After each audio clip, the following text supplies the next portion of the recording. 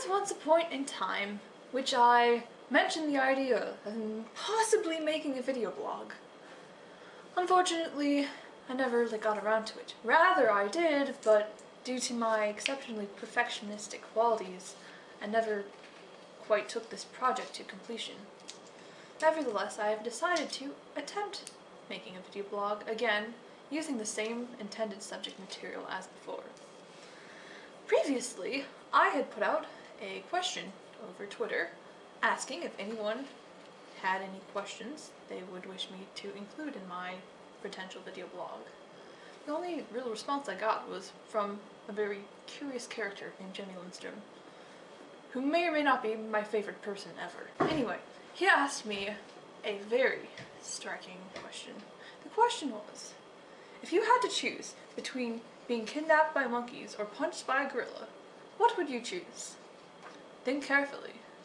As if I don't already think carefully. We all know I am the most thorough and meticulous of thinkers, so I don't know why he decided to add that in. It just shows that he is doubting my cognitive ability.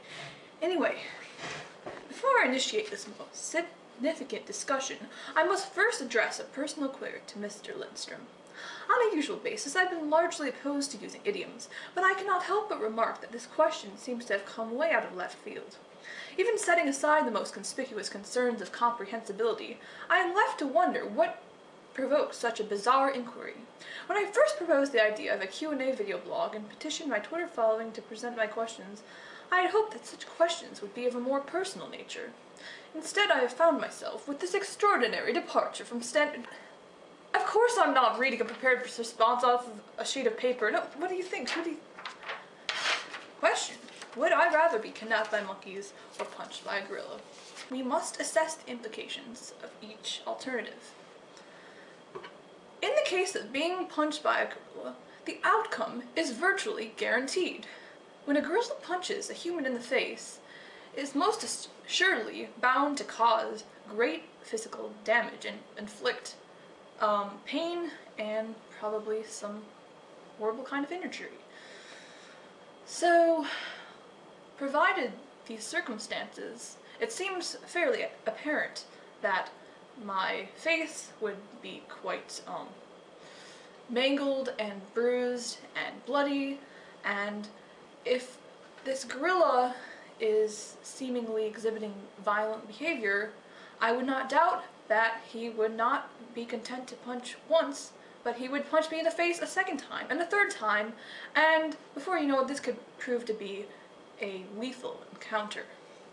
So, I don't think that seems to be the most appealing option. However, our second alternative is much more uncertain. Perhaps it could actually have a good outcome. Being kidnapped by monkeys. I actually researched this on Google, and I located a news article from a very widely recognized, reputable news source called the Daily Mail. Bradford housewife claims she spent 5 years being raised by monkeys in the Colombian jungle after she was kidnapped. Now you can actually check this out yourself, I'm not making this up. This is a real story, which can be found on the internet. The lady's name is Marina Chapman, and she says that she was abandoned in the jungle, and for 5 years she lived a Tarzan-style existence with a colony of capuchin monkeys, however that might be pronounced, learning to catch prey, including birds and rabbits, with nothing but her bare hands. So, as you can see, this lady was taken in by monkeys, and she actually survived because of it. And these were not hostile monkeys of any sort. So, it's not necessarily clear that the monkeys involved in said kidnapping, just assuming that were possible, are exactly an unfriendly species. So this does have the potential to be a positive situation.